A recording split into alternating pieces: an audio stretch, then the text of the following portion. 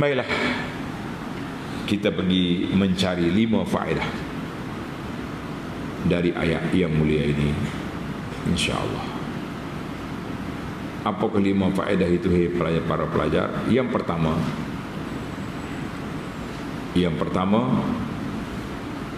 qaulu ta'ala wa yaj'aluna lima la ya'lamuna nasiban mimma razaqnahum. Puak kafir itu duk bagi harta kepada harta tu habui, tapi dia duk bagi kepada berhala, kepada dewa-dewa, hak tak ada faedah. Itu orang kafir, jelaslah kebodohan dia tu, keburukan dia, kesesatan dia. Ada juga setengah ahli tafsir wa fi zilal, dia kata apa? Ma yazadu ba'dun nas, ada di kalangan manusia yanziruna lil awliya izabaih, duk nazar kepada wali-wali. Kalau aku boleh sekian, aku nak pergi sembelih kambing ni di kubur sekian, kubur tu wali, pergi sembelih. Kono-kono yang melepaskan bala dia tu wali dalam kubur tu. Ini berat. Walaupun dia sembelih dengan nama Allah, tapi sebenarnya dia sembelih kerana wali tu. Ingat molek tu. Jadi tak jauh lah dengan perangai puak jahiliah duk sembelih ke berhala tu. Jangan main. Cerita ni satu kisah menarik. Syekh Dr. Yusuf Al-Qardawi rahimahullah, dia cerita dalam buku dia. Dia kata buku kecil nama dia As-Sunan wal Bidah. Menarik. Dia kata dia waktu dia belajar dulu di Mesir, dia orang Mesir. Bila mari musim nak raya haji, dia cadanglah kepada Tok Syekh dia supaya kempen masyarakat berkorban. Beli kambing apa, kita melih korban hari raya. Syekh dia kata, mu ni tak faham dengan suasana dia. Orang kapur masyarakat ni tak ada duit, nak beli kambing mana, nak pergi bayar apa, nak pergi buat korban. Dia kata, Syekh, mu khabar ke tidak? Nuh pergi tengok di kubur Badawi, orang duk sembelih kambing situ, nazar sini. Boleh je. Tapi bila mari raya tak kempen untuk korban. Apa jadi pelajar? Dia sendiri cerita dalam buku dia, akhir kali dia dihalau keluar dari kelas. Syekh kata, mu ni mengacau. Orang nak pergi duduk sunnah jadi pengacau. Jangan pelik. Kalau lah di Mesir boleh berlaku, di mana lah pun lain pun boleh berlaku juga. Marilah kita kempen. Jangan kempen masyarakat, perbetulkan apa. Kalau ada apa-apa nak menazarkan Allah. Sembelihlah di mana tempat kita nak makan, tak payah pergi cari tunggu kayu, tunggu batu, tak ada. Tak perlu cari batu nisan, tak perlu cari kubah-kubah yang dibina. Ingat molek, bahaya. Walaupun hak tu nazar kafir lain, hak ni orang Islam, tapi bahayanya kalau duk menazar kepada benda-benda macam tadi. Kita betul lah persepsi masyarakat. Ni orang nak kempen kurban tak boleh, tapi orang duk meleh berpuluh ekor sehari dekat kubur Badawi boleh. Akhir kali dia kena halau keluar. Tak saya kata, mu ni mengaruh keluar daripada kelas. Cadangan pun tak boleh dah. Cadangan Ihya'us Sunnah. Insya-Allah. Baik, kita pergi kepada faedah yang kedua. Al-faedatus tsaniyah. Faedah yang kedua, wa yaj'aluna lillahil banati subhanahu wa lahum ma yashtahun. Puak kafir ni jahat. Dia beri kepada Tuhan, dia tak nak. Benda-benda dia tak nak, dia beri kepada Tuhan. Anak perempuan, anak laki-laki dia minat, dia ambil. Inilah Allah Ta'ala gambarkan buruknya sa'ama yahkumun, buruknya perangai orang yang apa ni, yang duk bagi benda, dah lah bagi tak betul, tak adil pula dalam pembahagian. Dua kali tak betul, kafir dua kali tak betul. Baik, fiqhul hayah dalam kehidupan kita ni, ingat molek. Untuk kehidupan kita ni, kafir itu cerita lain, cerita dia lah. Kita ni kalau ada benda yang kita tak suka, jangan duk bagi korang. Jangan duk bagi kau orang. Tak suka, kita jangan ambil benda tu. Ni tak ambil waktu bagi kau orang, tak boleh. Jadi kita kena belajarlah. Ni kadang-kadang kita buat satu tuduhan jahat pada orang. Kata-kata buruk yang kita tak suka. Lepas tu kita pergi tempel pada orang. Jahat 2 kali pun. Buat satu tuduhan buruk tak pada orang lain. Jangan. Jadi kita ambil benda-benda yang tak baik, letak pada orang. Dia tu tak, mana 2 kali dia baik. Satu tuduhan dia buat, yang kedua dia tempel kepada orang. Ini dia panggil benda yang tidak baik. Perangai kafir ni, hak dia tak suka dia beri ke Tuhan, hak dia suka dia ambil ke dia. Lepas dia bagi pula hayawan ni untuk Tuhan, ni untuk berhala. Hak untuk Tuhan tak siapa ke berhala. Hak berhala tak pergi ke Tuhan. Banyaklah kismatun dhiza, pembahagian yang buruk ni banyak masalah. Banyak masalah. Jadi para pelajar, kita jangan cari masalah banyaklah. Jangan cari masalah banyak, kita cari masalah yang baik. Tadi kita kata apa? Itulah perangai-perangai yang buruk yang dibuat oleh orang kafir. Jangan kita biarkan dia berleluasa dalam masyarakat kita.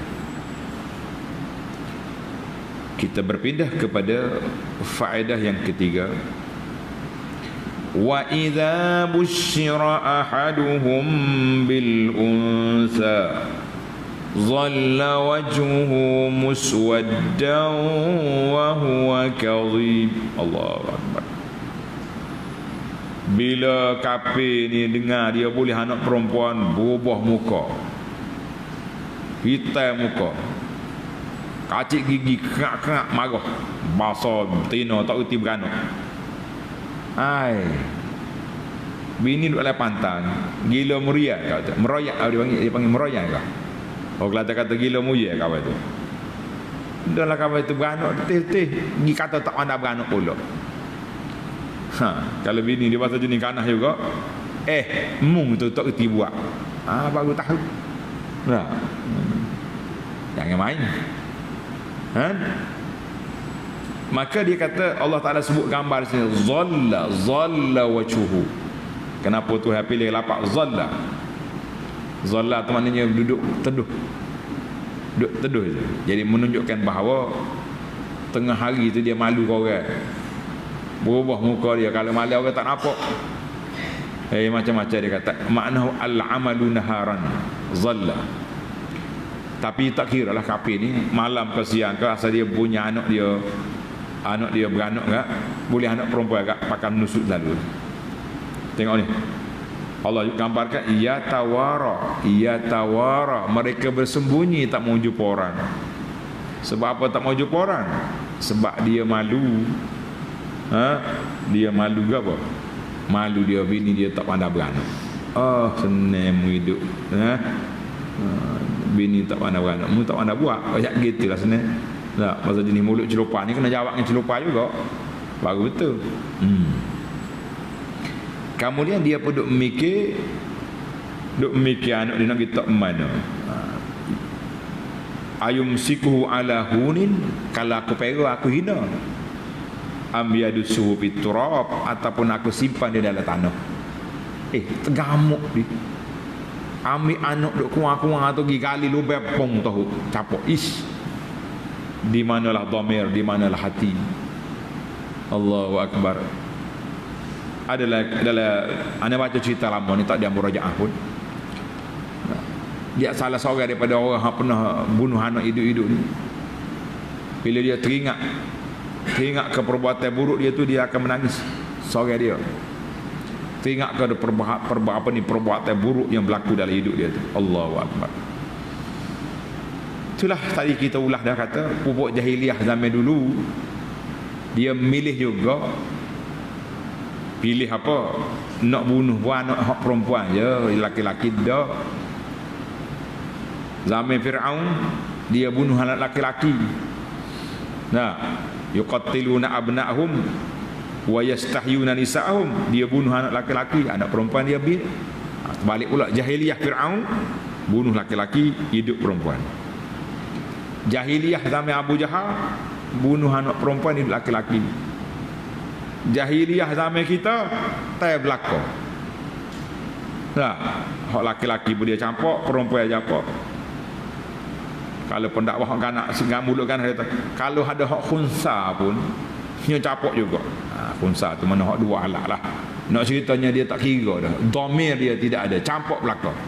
Allahu akbar, la haula wala quwata illa billah. Banyaklah kita berdoa kepada Allah. Sentiasa berdoa kepada Allah supaya Allah jaga keluarga kita, jaga anak-beranak kita, cucu-cucu kita, para pelajar kita ni daripada terjebak dengan budaya mungkar, terjebak dengan berkapa-kapa, terjebak dengan maksiat zina, bawa masuk dalam keluarga keturunan yang tidak sah. Na'udzubillah. Ini analisa awal mengatakan bahawa berlakunya pembunuhan tikai sampai berpuluh tikaman tu puncanya cemburu. Cemburu. Ada orang lain nak gawe dia. Tu ya punca. Bahaya juga. Kalau cerita Qabil dengan Habil dulu ada cerita. Tapi Qabil taklah sampai mereka pergi bunuh kawan tu. Mereka hak zaman kita ini dahsyat, lebih teruk daripada zaman tu lagi. Na'udzubillah. Allahu akbar. Tuan-tuan kena ingat, salah satu daripada tanda kiamat kasratul harj, Nabi sebut. Banyak pembunuhan. Sehingga akan dikatakan al-qatil. Orang tanya dia, apa membunuh dia? Polis tangkap pembunuh dia. Kenapa membunuh dia? Dia pun tak tahu. Dia pun tak tahu dia bunuh orang itu kenapa. Saja. Cuma perau tiket. Tengok game. Dalam game dia duduk main prank ni, jumpa saya dia tiket kawan tu 50. Sebab main game. Oh ni 60. Allahu akbar. Berdoalah ibu bapa supaya anak kita Allah Ta'ala jaga. Jangan duk aibkan anak orang, nanti terpalit sama keburukan naik atas kepala. Auzubillah. Allahu akbar. Jaga mulut, jaga lidah. Banyak berdoa, jangan banyak mengata orang. Hati-hati tuan-tuan. Baik, kita pergi pada yang keempat. Walillahil masalul a'la. Allah Ta'ala mempunyai perbandingan yang maha tinggi. Pelik ayat ni. Dalam ayat lain, ayat 74 yang kita akan baca nanti, fala tadribu lillahil amsal. Jangan buat bandingan kepada Allah. Macam mana ayat ni?